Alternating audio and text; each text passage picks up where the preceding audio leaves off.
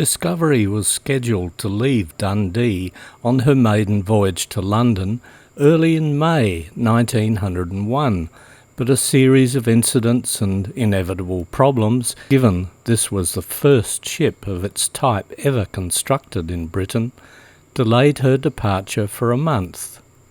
During this time, Chief Engineer Reginald Skelton and First Lieutenant Charles Royds were constantly on site.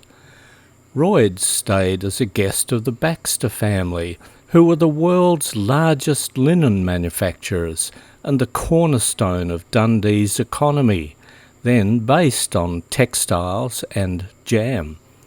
Skelton was accommodated at the Queen's Hotel. The Baxters lived in a 100-room, two-storey mansion called Ellengowan House, overlooking the Firth of Tay and close to the Dundee shipbuilder's yard. Baxters supplied sailcloth for the Admiralty throughout the 19th century. At that time also, around a quarter of the Australian population lived in tents under canvas made by Baxters. The sails for the Discovery were made and installed by Baxters to withstand the gales of the Southern Ocean. The Admiralty supplied the hemp cordage for the rigging, as well as the anchors and cables at cost price. Sir John Holder, brewery magnate and philanthropist from Birmingham, presented an 85-note upright piano from the firm of John Broadwood and Sons for use in the wardroom. However, the ship's commissioned officers were not pianists, apart from Charles Royds, so Edith Baxter, later Lady Baxter when her husband George was knighted in 1904, donated a 65-note push-up pianola, together with some 120 rolls of music. A further consignment of rolls was sent by a following ship, joining the Discovery at Lyttelton in New Zealand and bringing the total number to around 220. The pianola and music rolls were supplied by Methven Simpson and Co. of Nethergate in Dundee. A smaller 61-note upright piano was donated to the crew's mess deck, where a second pianist, the chief steward, Charles Reginald Ford, was able to entertain his crewmates. Both the pianos were far too heavy to wrestle up and down the companionways to accompany the divine service held on deck every Sunday, so a third piano, a Kramer 5-octave ship's piano, was installed by Methvens in the wardroom. This piano had no bass, as it was made to fit onto a narrow 60-centimetre wide ledge in the wardroom. It had a folding keyboard and was easily carried up on deck for divine service. In Antarctica, the Kramer piano was taken ashore to perform in the amateur theatricals. Various officers played upon it, including Scott, who notes that he performed clumsily.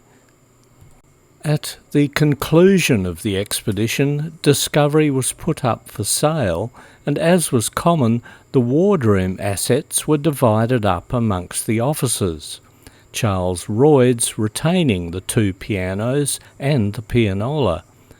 The Broadwood piano is still owned by his descendants. By the end of May 1901, Sir Clements Markham was on his way to Dundee, Scott having gone ahead, preparatory to taking possession of the now completed ship and steaming it down the east coast with a scratch crew to London. They both joined Royds and Skelton as guests of the Baxters. On the 29th of May, the shipbuilders demonstrated the hoisting of the rudder through the decks, a procedure that went smoothly. In my previous video on the beginnings of the Discovery expedition, I described this incorrectly. The next day, the spanker boom was rigged as a derrick over the screw well, with an iron hook and pulley and a purchase to raise the propeller. Richard Patterson, the Panmure shipyard manager, with his second-in-command John Smith, were present, as well as George Kidd, the Dundee Shipbuilders Company secretary, Sir Clements Markham, plus Scott and his officers. When the propeller was nearly up, the iron hook broke in two and the 2.5-ton propeller crashed down. Scott was pulled away just in time by John Smith. Scott barely escaped, having the heavy pulley crush his skull. It was necessary to go into dry dock, as the screw was jammed in its lifting shaft. Fortunately, the stern post and rudder mechanism proved undamaged, and 2 days later the screw was in place once more. But the hook had never been tested, and the ship's designer, William Smith, advised Markham that 250 pounds should be kept back until all the iron had been tested, in accordance with the construction agreement. The builder's certificate was handed to Sir Clements on the 31st of May, and the expedition's secretary, Cyril Longhurst, registered Discovery at the London Customs House. The King had approved of her flying the White Ensign as HMS Discovery, but the Secretary to the Admiralty objected, so she had to be registered under the Merchant Shipping Act 1894 as a steam yacht, hence SY Discovery, not HMS Discovery. Markham asked his pal, Sir Cuthbert Quilter, Vice Commodore of the Royal Harwich Yacht Club, to make Scott a member of the club, which had been granted a warrant by the Admiralty to certify members who were Royal Navy officers of lieutenant and above automatically as competent to command vessels in the merchant navy. This was ironically appropriate, given that the Royal Navy had become more like an exclusive yacht club than a war-fighting institution. Hence, throughout her time under Scott's command, Discovery flew the burgee of the Royal Harwich Yacht Club from atop her mainmast, and the ensign of the club on her stern, along with the blue ensign of the British Merchant Navy. Discovery came out of dry dock at 10 a.m. on Monday morning the 3rd of June and left for London at 2:30 p.m. None of the crew were on board, just Scott and 4 officers, plus 4 warrant officers, in addition to Markham, biologist Thomas Hodgson, and George Murray of the Royal Geographical Society. Mrs. Baxter and several other people who had been most kind to the Discovery personnel came to see them off, and the ship took them for a ride down the Tay as far as Broughty Ferry. Markham elected himself president of the wardroom and commandeered Scott's cabin. It is not known where Scott slept, but there were plenty of empty officers' cabins. Skelton reported that the catering was done by Harrods, and very well too. Discovery passed the port of Great Yarmouth at 11 a.m. on the 5th of June, by which time Skelton had discovered a serious leak in the engine room, probably caused by the propeller incident. Entering the Thames later that day, they sailed as far upriver as Gravesend, anchoring at midnight to await daylight to complete the journey. On the way round to London, the ship averaged about 7.5 knots, using 300 indicated horsepower, and steamed the whole distance of 420 nautical miles to Gravesend on 14 tons of coal. Early in the morning of the 6th of June, Discovery passed the Thames Nautical Training College's training ship HMS Worcester at Greenhithe. The Merchant and Royal Navy cadets manned the rigging and gave them 3 tremendous cheers. By 2 p.m, Discovery was secured in the East India export dock behind the Blackwall railway station near number 13 shed, where the expedition's dock committee had been accumulating provisions for some time.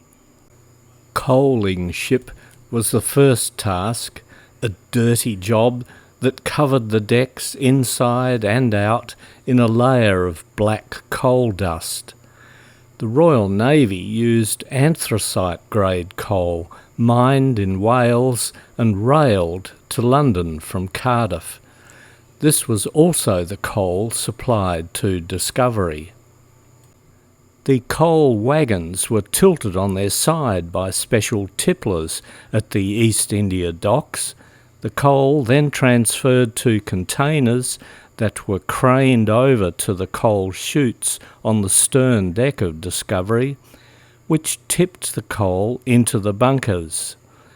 Trimmers used shovels and rakes to level and distribute the coal evenly to prevent shifting during the voyage. The numerous bulkheads subdividing the bunkers, as well as the very low headroom between decks, made it very difficult to trim the coal. It took about 2.5 days' work to get in 240 tons of coal. Charlie Royds worked like a dragon from early dawn to late. Fortunately, the adjacent Brunswick Tavern gave all the workers a welcome place to wash down the dust. Charlie Royds was a loyal and capable first lieutenant who saved his commander from some of his worst mistakes. Scott repaid Royds with snubs and petty persecution because Royds, as Scott told Armitage incorrectly, was out to make all he could of the business for his promotion. Behind this lay jealousy of a well-connected brother officer. One of Royds' uncles happened to be Vice Admiral Sir Harry Rawson, who had saved Scott from court-martial in August 1893, when Scott had run the ship he was commanding aground in Falmouth Harbour. The charge was reduced to a mild rebuke. Despite Scott's white-anting, Royds rose to Vice Admiral, was knighted, and after retiring from the Navy was appointed and had a distinguished career as Deputy Commissioner of the Metropolitan Police at Scotland Yard. In early 1901, Scott had personally taken control of the provisioning and logistics of the expedition from the subcommittees of specialists established by the Joint Committee for that purpose. For the next 6 months he was almost wholly engaged in that task from his ground floor office in the former University of London building at 6 Burlington Gardens. Unfortunately, Scott was a poor organiser, his accounting skills were atrocious, and he was remarkably casual in his approach to preparation for the expedition, admitting in his journal that he was woefully ignorant of past polar explorations. A week after the ship docked in London, Treasury requirements for detailed accounting came home to roost, and after a week's midnight oil burning by Scott and Longhurst, and a visit to the Admiralty with a Treasury representative, the accounts were straightened out with the help of a clerk from Treasury. On the 1st of July 1901, Discovery was officially commissioned into the Merchant Navy, and the crew, mostly from the Royal Navy, began to dribble in gradually. Chief Engineer Skelton was assigned one, leading stoker Arthur Lester Courtly, who had been with Scott and Skelton on HMS Majestic. Courtly was born in Baltimore, USA, the only non-British-born member of the expedition. His family had moved to London in 1884. Arthur was naturalised as a British subject when he joined the Royal Navy in 1896. Skelton had to go to Portsmouth twice and Chatham once to find the 3 additional stokers he needed. William Lashley came from HMS Duke of Wellington, the naval accommodation hulk in Portsmouth. Thomas Whitfield was serving in HMS Resolution, part of the Channel Squadron operating out of Portsmouth. William Page was working in the Royal Navy dockyard in Chatham, near the mouth of the Thames. Skelton then had to ask for another hand, whom he got from the London docks, a donkey man in the merchant service named William Hubert. The donkey man is the senior hand in the stoker crew and also operates the auxiliary steam engines powering winches. Not much is known about Hubert, except that he was 35, a Cockney from the East End, who turned out to be a drunk and a troublemaker. Hubert was sent back in the relief ship at the end of the first year in Antarctica. The crew was still anything but complete, with only 23 volunteers authorised from the Channel Fleet. Scott had to find 7 men from elsewhere: a sailmaker, a shipwright or carpenter's mate, an assistant cook, an assistant steward, and 3 seamen.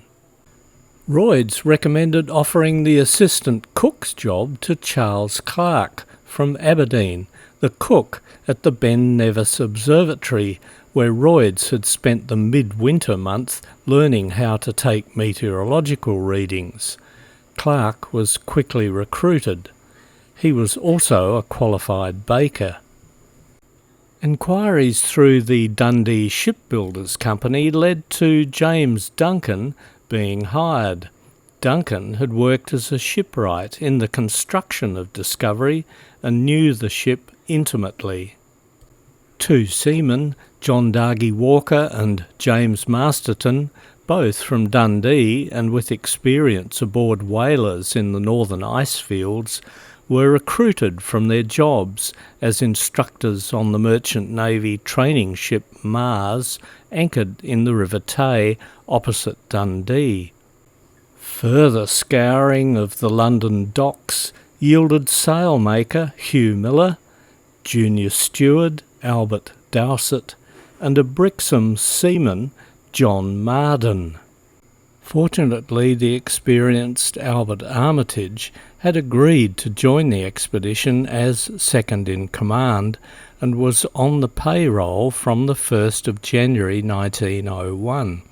Armitage had spent 3 years exploring the North Polar region as second in command of the Jackson-Harmsworth expedition and knew the famous polar explorer Fridtjof Nansen quite well. Armitage was an enthusiastic supporter of the use of dogs for sledging in polar regions and made strong recommendations to Markham and Scott for including huskies in the expedition complement, as had Nansen. Like many Victorian-era Londoners, Sir Clements Markham had a violent and irrational aversion to dogs, perhaps due to a fear of rabies. During his very limited northern polar experience, he rarely set foot off the ship, so had never used sledge dogs, disparaging them as useful only to Greenland Eskimos and Siberians. the implication being that they were degrading to Englishmen. Markham dismissed Nansen's advice as of no value, as Markham believed that man-hauling was somehow more noble and dogs made things too easy. He later made recommendations for polar medals to members of the Discovery team based on the number of sledge journeys and distance they had man-hauled. This feeling also played a part in Sir Clement's bias against skis. Nothing, he declared, could compare with the British hero plodding through the snow on his own 2 feet. Sir Clements had never seen skis in use. Nevertheless, Armitage persisted until Markham grudgingly allowed him to ask a Scots polar enthusiast, David Wilton, who lived in Russia, knew Siberia, and was a practised skier and dog driver, to find some dogs. Wilton knew that the go-to man for Siberian dogs was Alexander Ivanovich Trondheim, who had obtained dogs for Arctic explorers since the 1880s. In preparation for his epic drift voyage attempt to sail the Fram to the North Pole in 1893 to 1896, the Norwegian explorer Fridtjof Nansen realised it might be of the utmost importance in several contingencies to have good sledge dogs. Nansen asked his friend Baron Eduard von Toll of St. Petersburg whether it was possible to procure serviceable animals from Siberia. Von Toll was a 35-year-old Russian geologist and Arctic explorer who had taken part in an 1885 expedition to the New Siberian Islands, organised by the St. Petersburg Academy of Sciences and led by Alexandra Bunge. With a great courtesy, von Toll replied that he thought he himself could arrange this, as he was just on the point of undertaking his second scientific expedition to Siberia and the New Siberian Islands. Nansen requested that the dogs be sent to Khabarova on the Yugor Strait. On his journey through Tyumen, Siberia in January 1893, with the help of an Englishman named Warderoper, who had an engineering works servicing the Trans-Siberian Railway, which terminated there, von Toll engaged Alexander Trondheim to undertake the purchase of 30 Ostiak dogs and convey them to Yugor Strait. Trondheim was a man of middle height, with an open, kindly face and a reddish beard. He was, by descent, a Norwegian, his father having been a ship's captain from Trondheim in Norway, and his mother an Estonian, who had settled in Riga in the Russian Governorate of Latvia, where Trondheim was born. Trondheim travelled from his home in Tobolsk to the town of Berezov in January 1893, where a large number of Ostiak and Samoyed Eskimos had gathered for an annual meeting and market. There he purchased 40 dogs for Nansen. 5 dogs died during the long journey from Berezov to Khabarov, a small Samoyed village overlooking the Yugor Strait, where he arrived on the 1st of July, but the rest arrived in excellent condition despite 6 months of gruelling travel. Nansen and the Fram arrived at Khabarov 4 weeks later, then spent a week waiting for the relief ship Urania, which Nansen had chartered to bring 100 tons of coal, and to return to Norway with Trondheim and Nansen's secretary, Christophersen. Before departure, Nansen presented Trondheim with a gold medal from King Oscar II of Norway and Sweden in recognition of his service to the expedition, as well as a written testimonial. Trondheim and Ole Christophersen boarded the SS Urania a week later. In the meantime, Frederick George Jackson, a British Arctic explorer, was making a sledge journey of 5,000 kilometres across the frozen tundra of northwest Russia lying between Norway and Waigat's Island. Born in 1860, a year or so after leaving school, Jackson travelled to Queensland to become a jackaroo on a sheep station on the Darling Downs, 200 kilometres west of Brisbane. After a few months, he travelled further west beyond Roma to be a drover on a cattle station for 3 years, where he became an accomplished stockman and taught the station hands to play polo. At one stage he took a herd of wild horses, known as brumbies, 1,000 kilometres west, almost to the South Australian border. Jackson returned to Scotland to attend Edinburgh University, where he studied natural science. He then joined an Arctic whaling expedition from 1886 to 1887, exchanging the heat and flies of Queensland for the ice and mosquitoes of the far north, which somehow whetted his appetite for exploration of the polar regions. The purpose of Jackson's 1892 Russian journey was to experiment with and test a selected variety of equipment, clothing and food under the conditions of an Arctic winter, in order that the results of this experience might be utilised in a more prolonged and far more difficult journey he proposed to the unknown Arctic area north of Franz Josef Land. This included investigating the use of dogs as draft animals. He commented that the, quote, strength, speed and pluck I tested under conditions of extreme cold and severity, and my admiration for them and their endurance on the barest allowance of keep is great.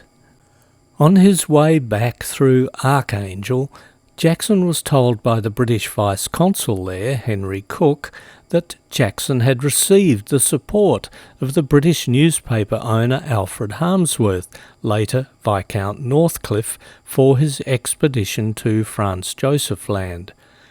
Because the journey was largely financed by Harmsworth, it has become known as the Jackson-Harmsworth expedition. Jackson returned to the UK to begin preparations, purchasing in 1894 a 34-year-old whaling ship named the Windward to take the explorers to the Arctic. Jackson wrote to Henry Howard, a British government official in St. Petersburg, asking him to organise the purchase of 30 Western Siberian Huskies. Howard enlisted the support of Edward Wardroper in Tyumen. He, in turn, contacted a German named Raving, who lived there, to undertake the task. Raving collected the dogs in Berezov and followed Trondheim's route from there to Khabarov, where Jackson picked them up. Jackson's expedition reached Franz Josef Land in September 1894.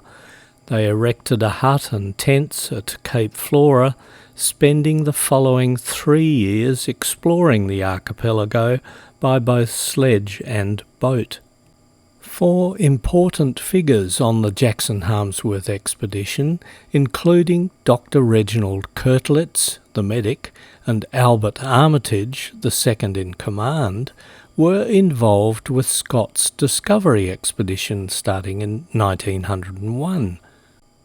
Respected zoologist William Spears Bruce, who joined the Jackson expedition for the final year on the ice, was initially considered by Markham as the scientific director for the Discovery expedition, but Markham's dithering forced Bruce to withdraw and ultimately form his own very successful Scottish National Antarctic Expedition. The fourth important figure was 23-year-old David Wilton, assistant zoologist to Bruce.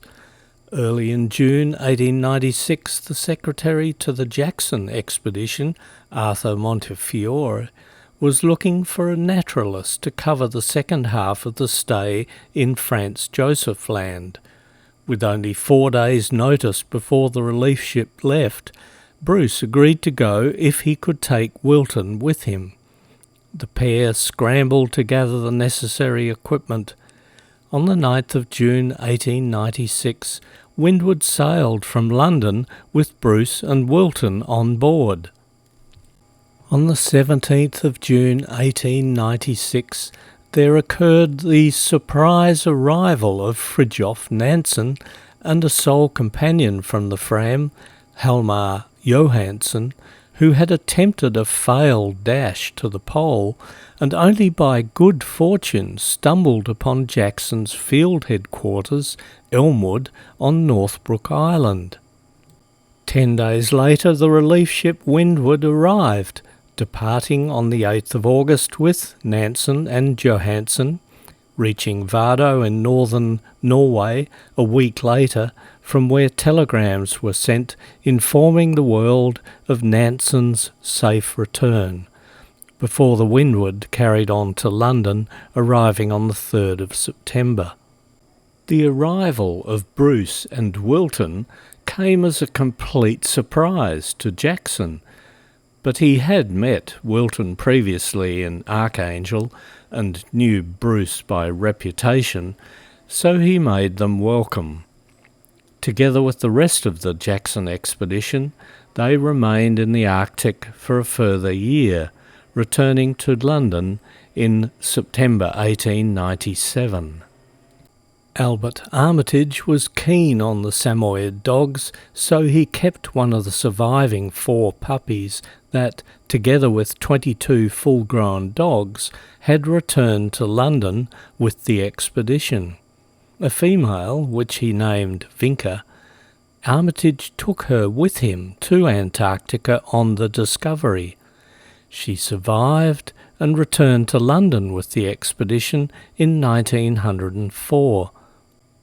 In 1898, an Italian expedition led by 26-year-old Luigi Amadeo of Savoia, the Duke of Abruzzi and brother to the King, contacted the British Vice-Consul in Archangel, Henry Arthur Cook, asking for help in acquiring 120 sledge dogs from western Siberia.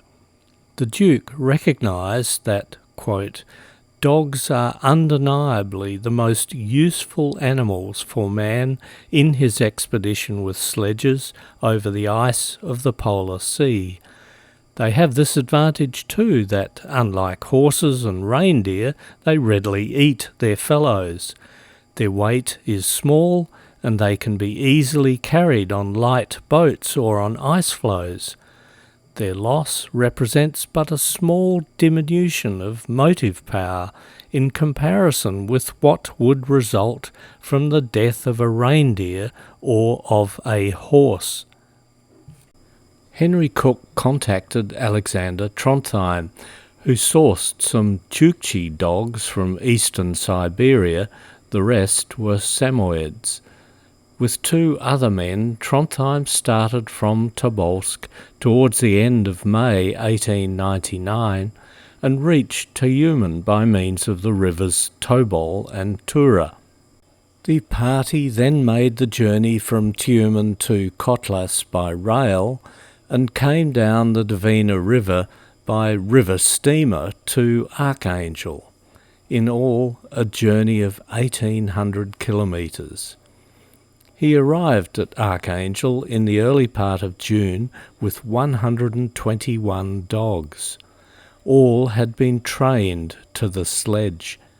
On the 30th of June 1899, the Polar Star anchored off Archangel, where the Duke was greeted by the provincial governor, General Engelhart, and taken by Henry Cook to see the dogs in their compound on shore.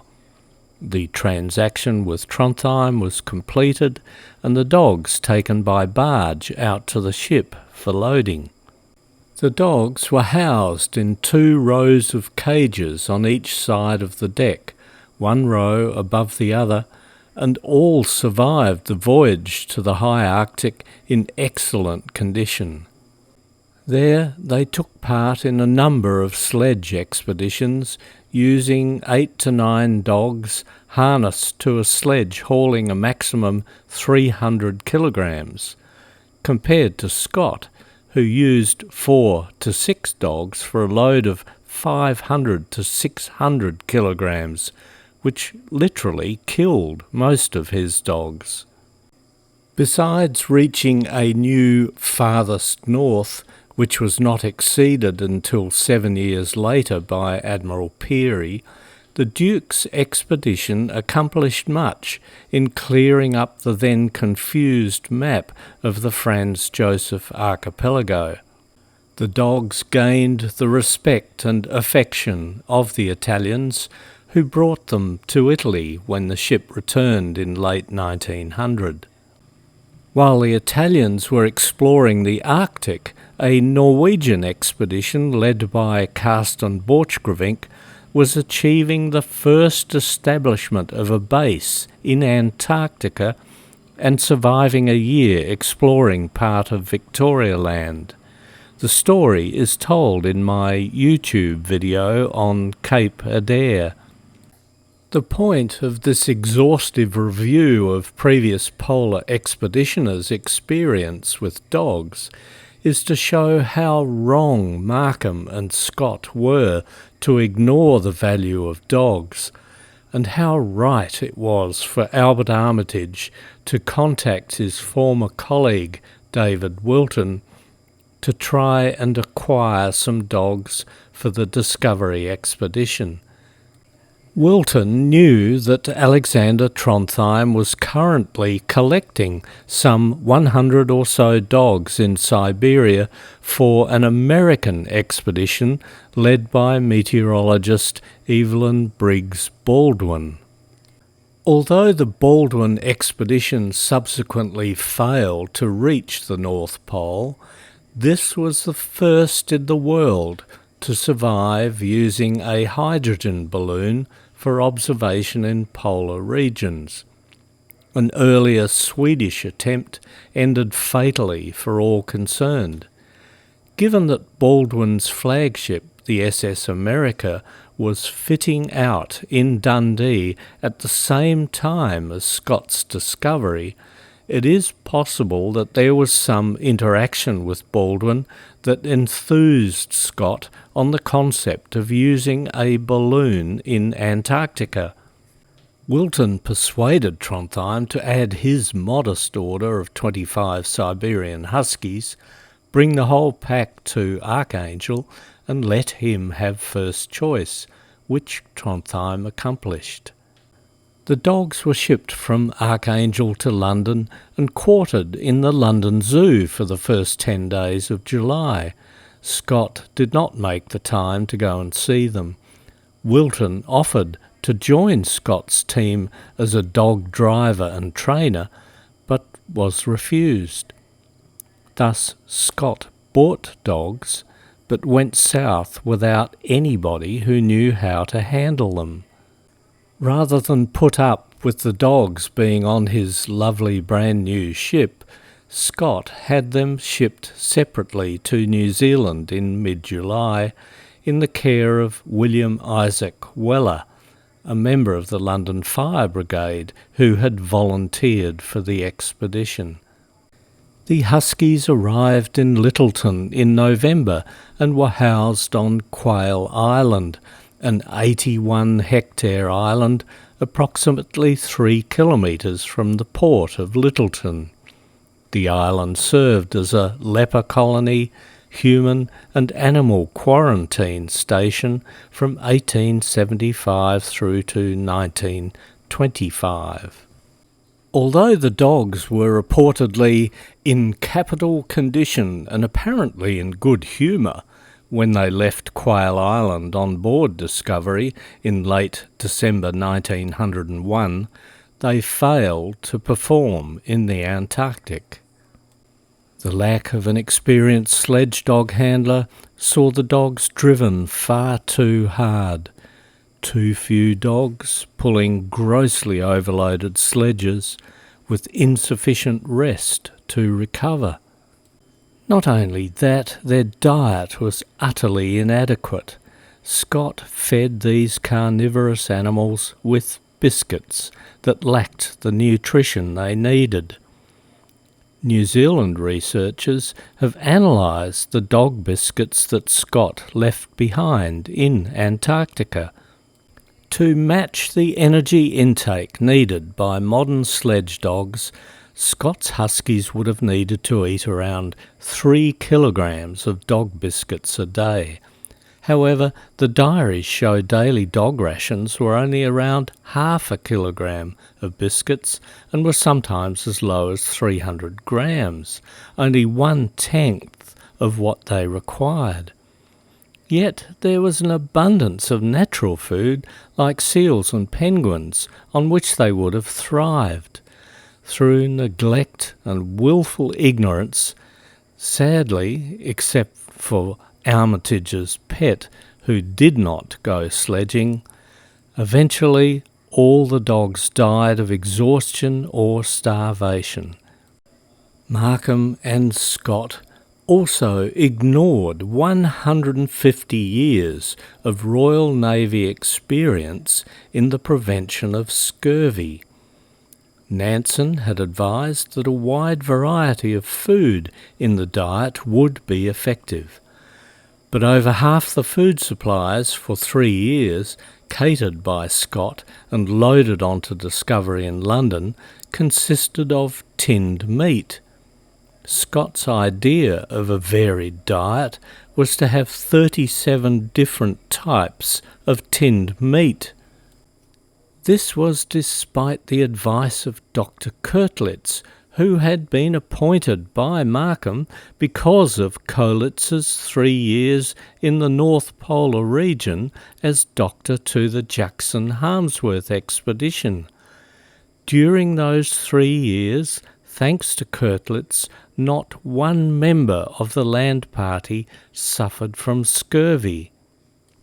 Koettlitz told Scott that any sign of scurvy would quickly disappear if fresh seal meat is the staple meat diet for the entire expedition.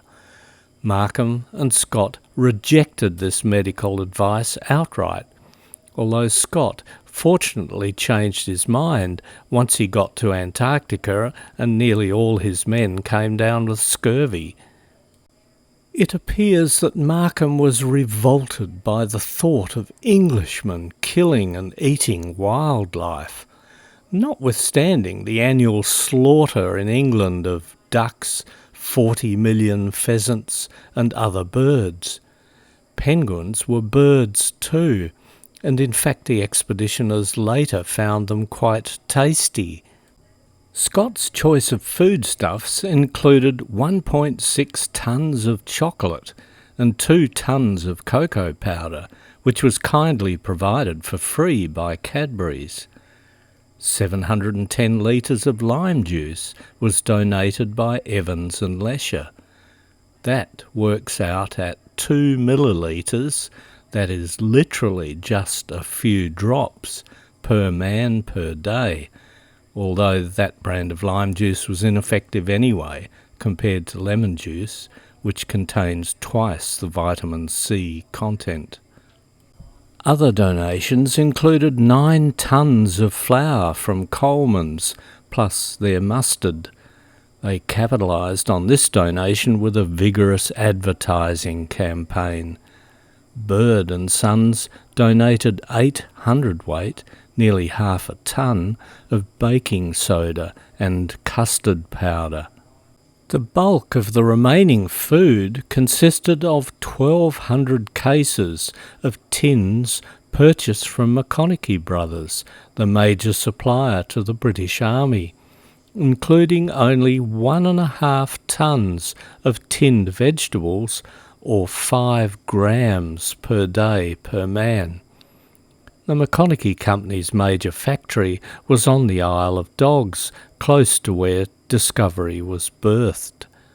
Instead of being tested by the government laboratory, as recommended by the expert committee appointed by Markham, but generally ignored by him, the food to be taken on board the Discovery was examined by Mr. H. Spadaccini, an inspector at the Port of London Sanitary Authority.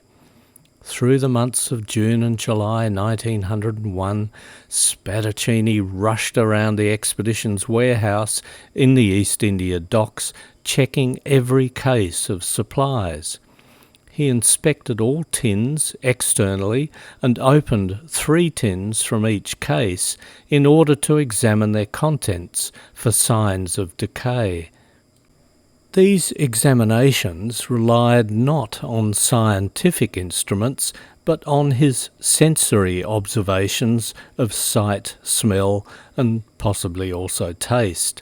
Spadaccini's reports to Scott give us a fascinating insight into the reasons for rejection, meticulously listing the number of blown, collapsed, leaky, rusty, and doubtful tins in each case. In all, 165 cases, about 15% of the total supplied by the McConaughey Company, were rejected by Spadaccini. On one level, the rejection of these spoiled tins should have reassured Scott and the expedition's medics about the quality of the tin food taken on board. But Spadaccini's last notes to Scott reveal the unstable nature of the provisions, a problem that would haunt the expedition. The tinned food supplies were not a stable product that once inspected could be labelled as safe.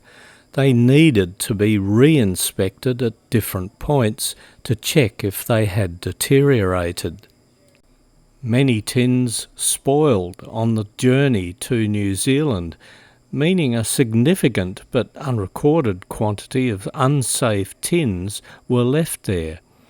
Even after these efforts, the explorers found that many tins were inedible.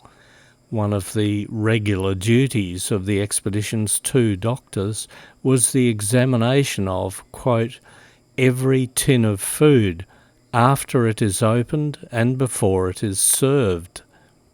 On the advice of Armitage and Kirtlitz, Scott bought natural fur clothing for the expedition, purchasing wolf and reindeer skin suits, as well as fur boots, mittens, and finnesko or Lapland boots from Norway. Once in Antarctica, Scott rejected the fur suits, reporting that their British Jaeger underclothes and Burberry windproof suits were perfectly adequate. Although the Discovery incorporated the latest innovations such as electricity for lighting, available by courtesy of a dynamo that ran off the main steam engine, Scott planned to freeze the ship in place over the Antarctic winter, during which time the engine would not be run. Windmills had been used on von Drygalski's Gauss and Nansen's Fram expedition ships to generate electricity, so it may have been a marker of British pride to Markham that Discovery also employed the latest technology. Markham contacted Arthur Bergtill of the firm Bergtill and Young. He had developed an experimental metal windmill that drove a dynamo delivering about 3 horsepower in a 15-knot breeze and would have provided light to some areas of the ship. It was a favoured project of Scott's, as he was worried about excessive fuel use. Having the mill provide power for lighting through the long darkness of winter would have meant significant fuel savings. During July, the windmill was installed on the forecastle deck, with the dynamo at its base connecting to a bank of 26 lead-acid batteries in the engine room. The seaman's toilet, which had been installed in the forecastle, was moved to the stern behind the armoury. The windmill was packed away prior to leaving London. Sir Joseph Dalton Hooker, the surviving member of the Ross voyage in 1840-44, strongly advised the provision of a captive balloon, and Scott was anxious to be supplied with one.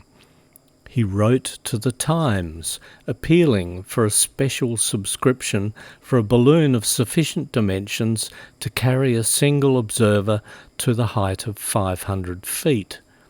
Such an ascent on a clear day might yield not only geographical discovery, but information of immense importance to the plans and safety of the expedition. He believed that the experiment was worthy of trial. Scott received £80 towards it at once, and £500 came in afterwards, thanks to Longhurst's exertions. The quote from the Army Balloon Factory at Aldershot was whittled down to £1,388 for two 8,000 cubic foot balloons and 70 cylinders, 9 feet long by 9 3/4 inches diameter, containing enough gas for 4 ascents. The Finance Committee agreed to fund the balance.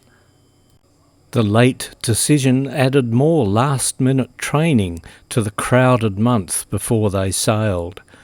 On the 25th of July, Ernest Shackleton, Reginald Skelton, William Lashley, a leading stoker with a noted mechanical bent, Petty Officer Thomas Kennar, and Seaman William Heald spent a few days at Aldershot making 1,000-foot ascents.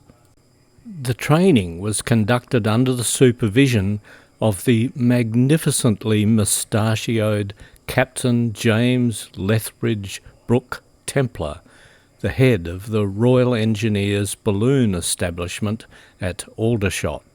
According to Kennar, the experience was terrifying.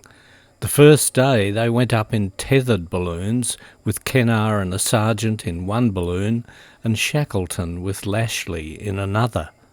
The next day involved free ballooning across the countryside.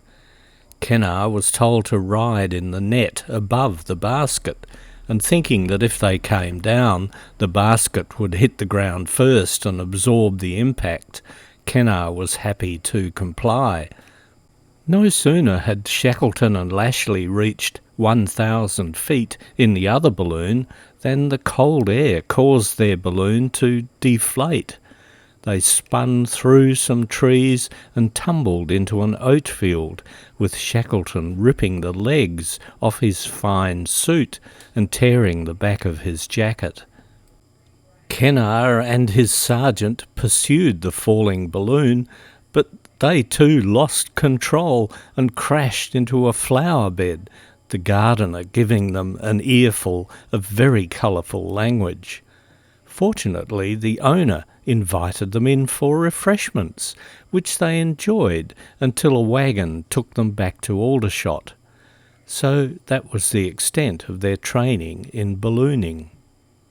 However, it was not until the last moment before leaving London that the 70 hydrogen gas cylinders were satisfactorily stowed away, some on the after deck houses, some under the after skid beams, some on the forecastle, and odd ones along the gunwales.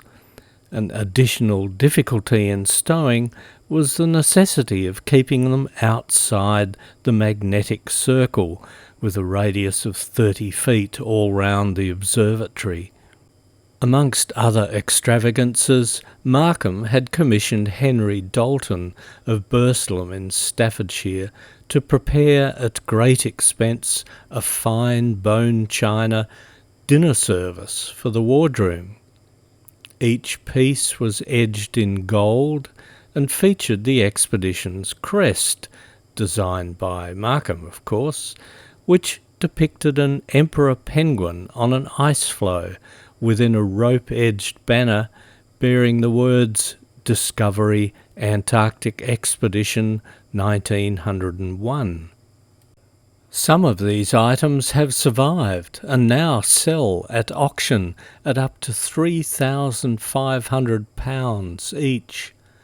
The company later was renamed Royal Dalton. Similarly, Markham commissioned Joseph Rogers to provide expensive, especially engraved silver cutlery for the wardroom and lesser stainless steel implements for the mess deck. These were added to the 150 tons of material in addition to the 240 tons of coal loaded onto Discovery in London. On the 3rd of July, the Geographical Club gave a farewell dinner to the Antarctic officers at the Ship Tavern, overlooking the pier at Greenwich. A special steamer took the party up the river and back. This was one of several dinners held in their honour, notably by the Royal Society at the Athenaeum, the Savage Club, and so on. The day after the Greenwich dinner, all the expedition members' teeth were examined by dental surgeons from Guy's Hospital. A total of 178 teeth were filled and 92 pulled out. The bill came to £62, 4 shillings and 5 pence, with examinations charged at the rate of 30 shillings per man. The leak in the ship proved a great nuisance all the time they were in London and forced the engineers to get up steam in the donkey boiler about every other day to pump it out. Skelton finally located a leak coming through the foremost end of the engine bed and reported it. A few days later it was decided to go into dry dock. On the 6th of July, Discovery went into Messrs. R. and H. Green's yard next door to the East India Dock. On pumping out the dock, no very decided sign of any leak was discovered. Skelton believed that the planks had shrunk and the ship needed a thorough caulking all through. Mr. Green of Green's yard was of the same opinion. However, only a few days could be spared, so only a rudimentary caulking was carried out. The ship came out of dry dock on the 10th of July and loading resumed. The Bishop of London came on board the Discovery on the 15th of July to address the officers and men of the Antarctic expedition.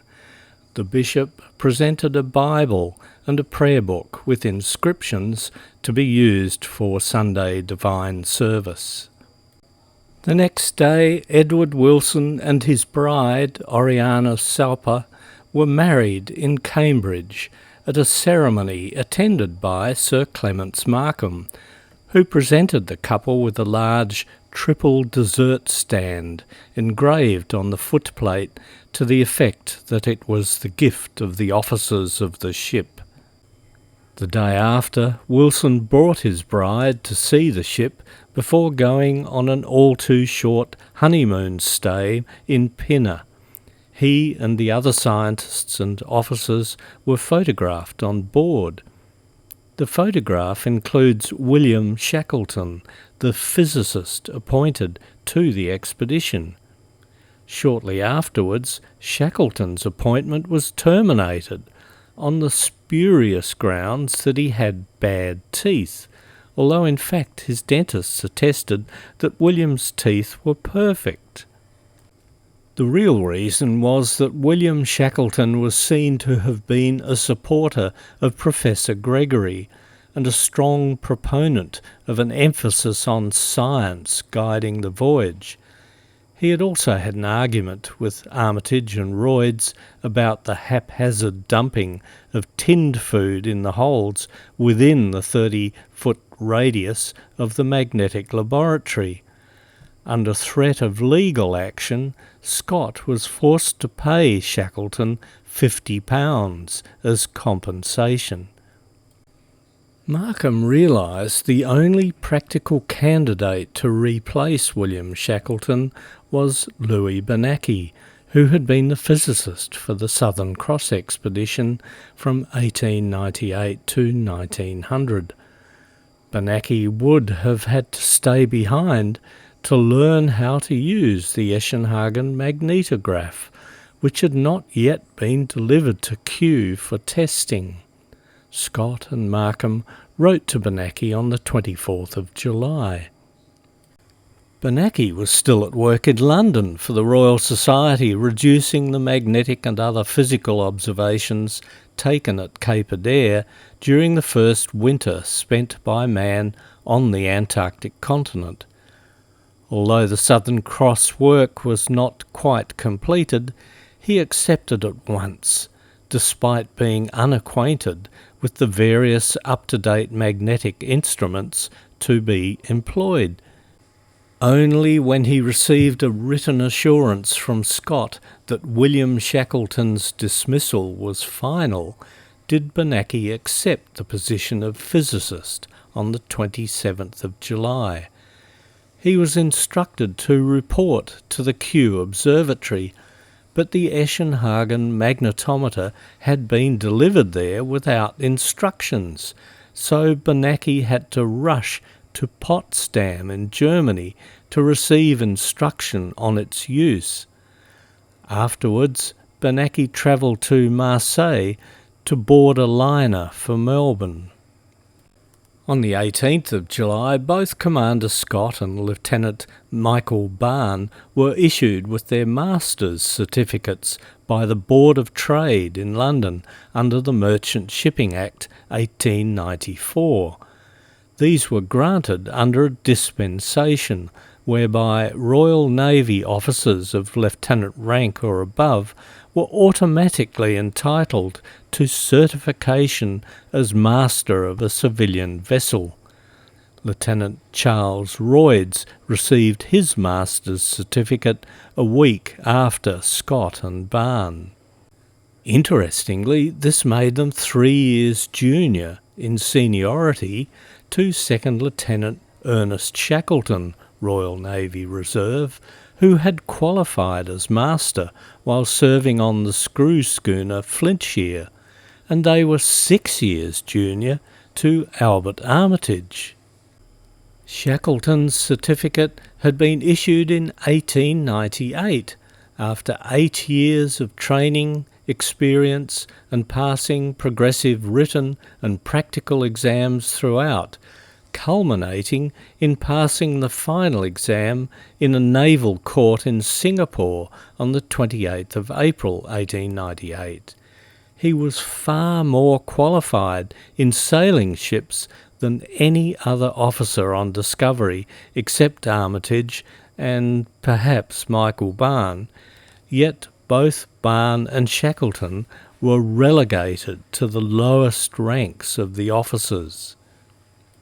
The squabble over who was to lead the expedition that led to Professor Gregory's resignation meant a geologist had to be found. Markham had lunch at his home in Eccleston Square, Belgravia, on the 21st of July with Hartley Ferrar, a young Cambridge geology student who had just taken his exams. Next day, Markham and Professor Huggins of the Royal Society co-signed a letter to Ferrar inviting him to join the expedition. Ferrar immediately accepted and scrambled to get his kit together for a 3-year stay in Antarctica. In May 1901, when agreeing to become patron of the expedition, King Edward VII had expressed his intention to visit the ship before she left London. On the morning of the 15th of July, Markham heard from the King's secretary that the King wanted to inspect the ship on the 23rd or the 24th. 2 days later, palace officials informed Markham that the only opening would be while the King was in Cowes for the annual regatta on the 6th of August. This left little time to complete the loading of stores, equipment and provisions on the ship. The last-minute rush resulted in stores being just dumped on board and stowed haphazardly, causing nightmares for Shackleton as officer in charge of stores, as his methodical packing and tracking system was overwhelmed.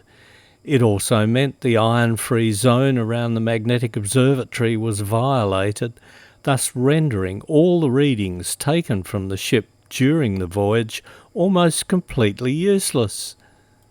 Scott admitted in his book that he did not know the weight or the nature of provisions and stores loaded onto the ship in London, but believed it to have been about 150 tons. 1,100 cases, about 30 tons of food, had to be shipped by alternate means to Melbourne and then on to New Zealand. Markham had drafted an almost identical letter of appointment to all the officers and members of the scientific staff, which was then sent to them just before the ship left the dock, signed by the two presidents. The letters included articles in accordance with the provisions of the Merchant Shipping Act 1894, but with additional clauses, including the requirement that all personal diaries, journals, photographs, sketches and collections were to be surrendered to the Royal Geographical Society. This stipulation was widely ignored by the officers, scientists and crew. To date, some 25 journals, diaries and accounts by the officers and crew have come to light.